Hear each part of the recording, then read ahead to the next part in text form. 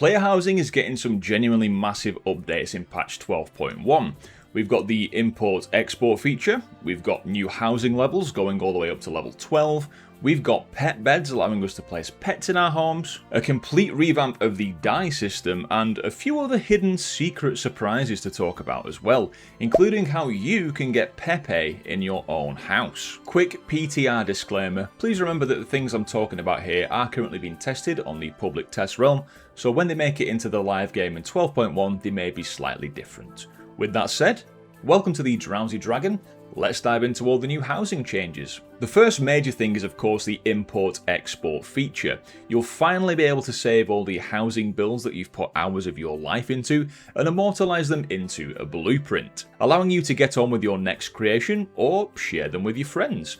And if you're not very creative yourself or simply don't have the time to do all these grand creations in your player house, you can just steal them from your friends or somebody else online. But how exactly does it work? At any time you can save your house into a blueprint. You can choose whether you save the entire house or a specific room, and you can even include the exterior of the house as well. You can think of it as a sort of transmog appearance for your house, the same way that you would save that set. It's very similar. Once you create a blueprint you get a code, and you can share this code with other players, even cross regions, so from EU to NA, that will work as well, although you cannot share your codes with people on the Chinese servers.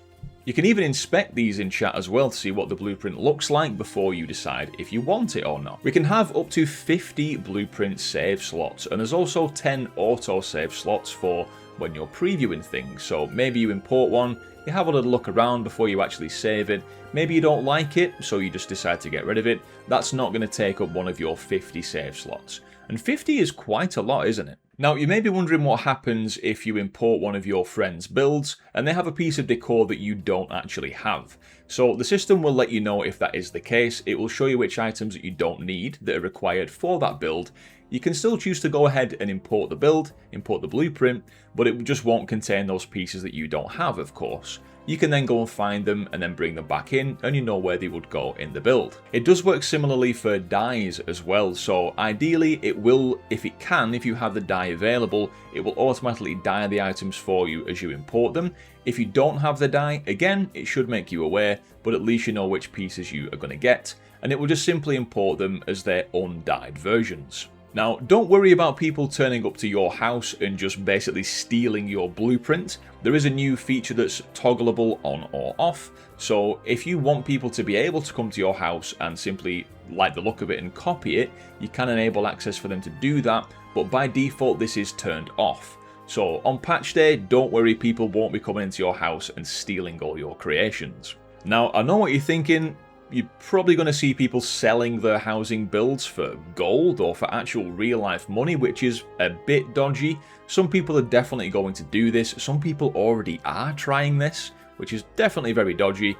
But I think what you're going to find is a lot of creators and just nice people sharing their builds for free online, the way that I'm sure Blizzard intended it to be. But the best thing overall, it means that finally, if you have a new idea for your house, you can simply save your house to a blueprint, put it to one side and get on with a new build without having to fully say goodbye to your current build. Really nice feature. A lot of housing players have wanted this for a long time, so thankfully we're finally getting it. The next big thing which people are very happy about is the pet beds. So we can actually now get pet bed decor pieces, put them in our homes both inside and outside, and assign a pet to that pet bed. It will then either stay stationary if you set it that way, or you can toggle it to be roaming and it will walk around your house with varying levels of success. To get these pet beds, all you need to do is head over to one of the pet decor vendors in each neighbourhood, one Horde, one Alliance. For Alliance you've got Periwinkles here in the town centre, and this is the Horde vendor, and here's where you can find them both. These vendors sell 7 different pet beds of various styles that simply just cost gold to purchase, very small amount. You place these beds just like you would if you were placing any other piece of decor, just with the usual housing editing tools, and you can make them bigger and smaller. Once you've placed the bed, you go into customize mode, which is the 3rd button along, and that is where you can choose which pet to place. Inside your house, you can have them set to stationary or roaming, but outside of your house, they can only be stationary for now. You'll find the pet beds in a new category in your house decor catalogue under functional and then pet beds. Now there is a limit to how many pets you can place. Indoors at the minute it is 10 pets maximum, and outdoors it's 5 pets maximum. There are also some pets that you cannot place yet for various reasons, but you'll find that there are a lot of them that you can place. It's only a small number that you can't. And you can even use the wondrous wisdom ball. Yes, Khadgar's head in a floating orb. If you want him in your house watching over things, especially you can do that. Just make sure not to put him too close to the bathroom if you don't want any mid-toileting surprises, because he is kind of creepy in that way. Now on PTR, the pets are a little bit buggy, which is to be expected while we test them. The flying one seems to be working the best, but sometimes they do faceplant into walls and clip through furniture a little bit. Sometimes the stationary ones are just sitting on top of the pet cage. Not sure that's intended, but I'm sure this will get better over the testing cycle. Now, if you love Pepe and want to have him stay in your home too, he doesn't work like a typical pet does. On patch day, you need to go to your neighbourhood bulletin board and check if he is stood on there. If he is, then click on him to learn the Pepe Decor item, and you can now go and place him in your house. He doesn't move anywhere, but he is of course animated and makes his little Pepe noises. If you want more Pepes in your house, you can also head to the pet bed vendor and purchase the mechanically indistinguishable Pepe, who is literally an exact copy, but not the real Pepe of course. And this is how you add more than just the one. I can't wait for someone to build an entire house using only Pepes. Remember, his location may move from the bulletin board on live servers, but if that's the case, I will let you know.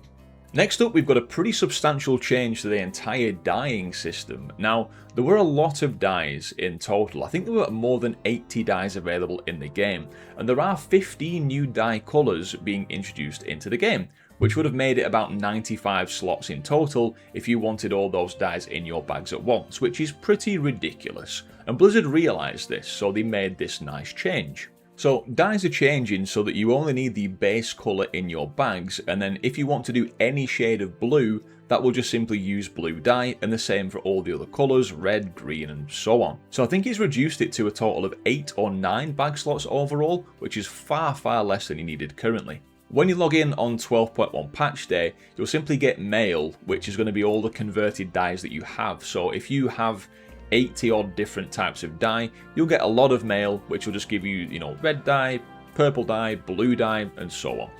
So they'll all get converted automatically for you. You'll still be able to craft dyes as normal, like with inscription and herbalism professions, but again, just into the base colours. There's a whole post explaining this in detail, which I will link to in the description. And I do think this is an excellent change to save on bag space and just overall streamline the dyeing process. That sounds bad, doesn't it? Dyeing is in colours. Context is important. Next up, we have to mention the new housing levels. So a lot of us have been capped at level 9 for quite a long time now, wondering when we're going to get increased levels. So it's going to go up to level 12 as the new maximum. For level 10, that's going to require 15,750 XP. Reaching level 10 will grant you access to a new quest given by the last architect in your neighbourhood, the guy that gives us the treasure hunt quests currently. Completing this quest will get you an arcane or storage sphere, which will contain a piece of decor from his curated collection. It's all a bit mysterious currently, and we don't know what those items exactly are, but it's likely not going to be the stuff he's been given us already, so hopefully some new decor items from that are pretty decent. As well as this, at level 10 your decor budget goes up to 4,675 and your room placement budget goes up to 104.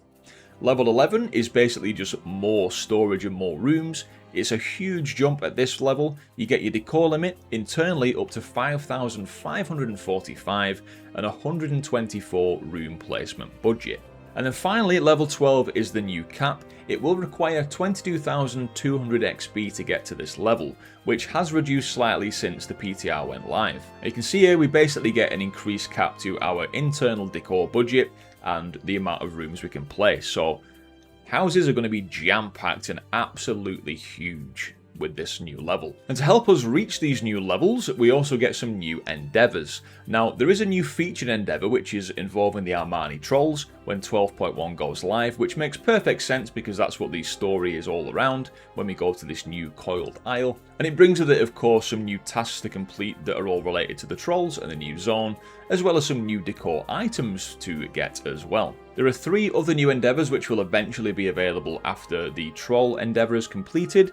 We've got Every Bakar Has Its Day, so this is the Onaran Plains Centaur clans are paying us a visit for this one. We've also got Candle Culture, which is all about the kobolds from the Ringing Deeps.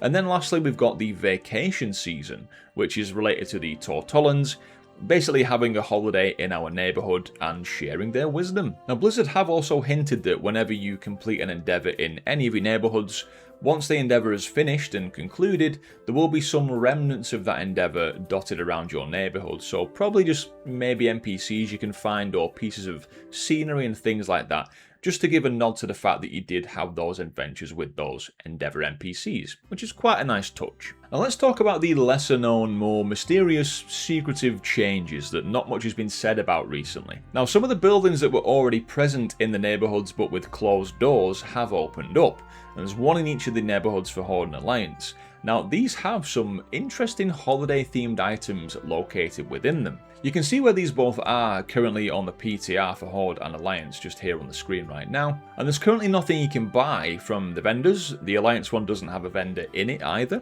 But you can see on the shelves some of the things that may become available. So this will actually be really cool if we get, things for Winter Vale, for Noble Garden, for Hallow's End, and all the other various holiday events that occur in Azeroth, so we can decorate our homes to match the current season or holiday.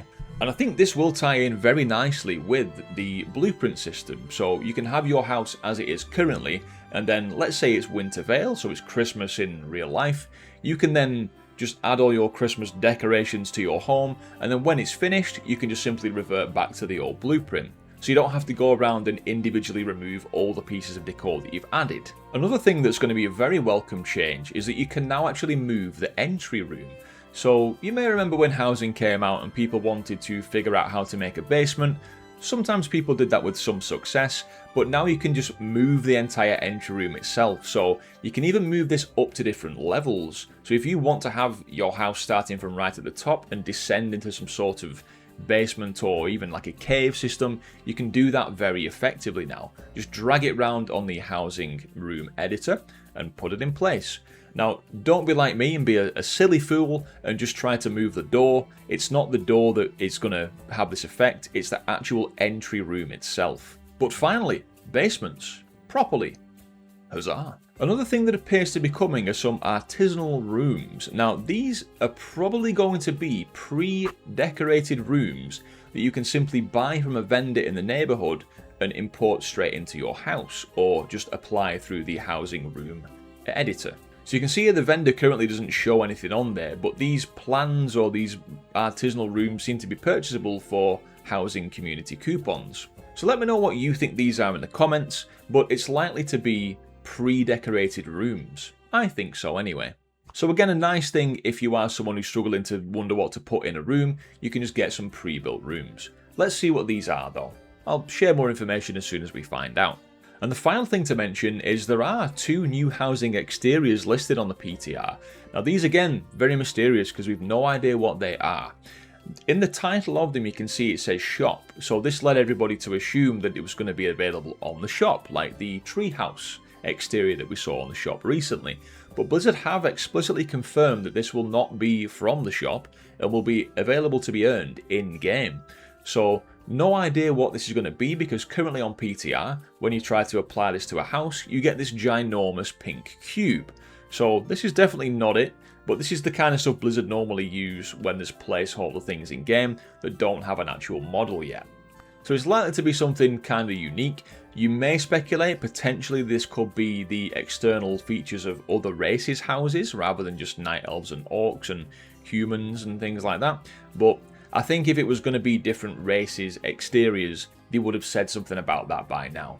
It could be that, but I think it's going to be something a bit more unique.